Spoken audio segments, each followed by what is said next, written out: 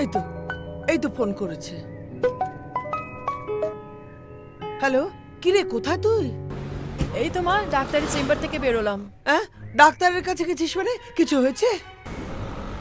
আমার নয় মা, রনর একটু সমস্যা হয়েছিল। কতদিন না তোকে বলেছি রনর সাথে তুই মেলামেশা করবি না। দূর, বাজে কথা ছাড়া তো মা। কি হয়েছিল, এতবার কেন ফোন করেছিলে বলো? কেন মানে?